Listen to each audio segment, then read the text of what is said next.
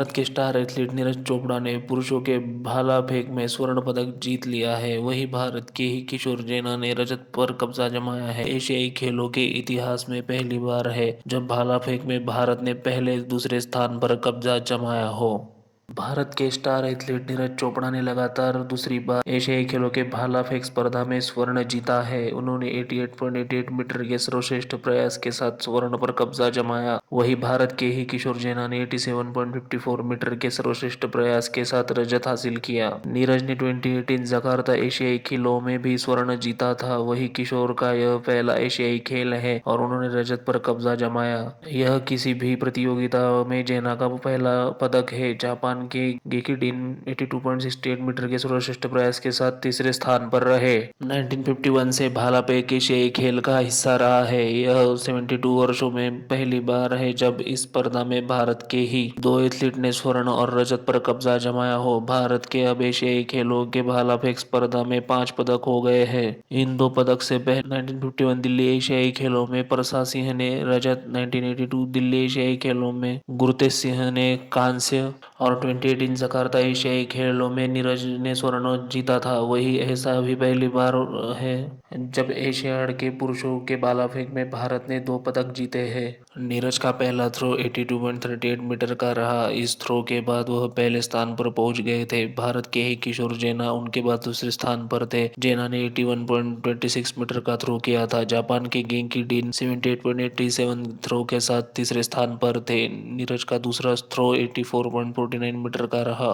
उन्होंने अपने पहले थ्रो में सुधार किया, वह पहले स्थान पर बरकरार रहे। वही जेना दूसरे स्थान पर थे। जेना का दूसरा थ्रो 79.76 मीटर का रहा। नीरज का तीसरा थ्रो फाउल रहा, उन्होंने क्रॉसिंग मार्क को छू लिया। किशोर जेना का तीसरा थ्रो 86.77 मीटर का रहा और वह नीरज से आगे निकल गए और स्वर्ण पदक के दावेदार हो गए थे। 86.77 मीटर का थ्रो जेना का पर्सनल बेस्ट भी था। जेना द्वारा पीछे किए जाने के बाद नीरज अपने चौथे थ्रो में पूरी ऊर्जा के साथ आए और उन्होंने जैसे ही अपना चौथा थ्रो किया, उनका आत्मविश्वास 7वें आसमान पर था। उन्हें पता लग गया था कि उनका थ्रो सफल रहा। नीरज का चौथा प्रयास 88.88 मीटर का रहा। यह नीरज का सीजन बेस्ट थ्रो रहा। इससे ज्यादा उन्होंने इस सीजन में थ्रो नहीं किया है। वह फिर से पहले स्थान पर पहुंच गए थे। किशोर जेना का चौथा प्रयास 87.54 मीटर का रहा और वह दूसरे स्थान पर बरकरार रहे। 86.77 मीटर की जगह 87.54 मीटर जेना का पर्सनल बेस्ट थ्रो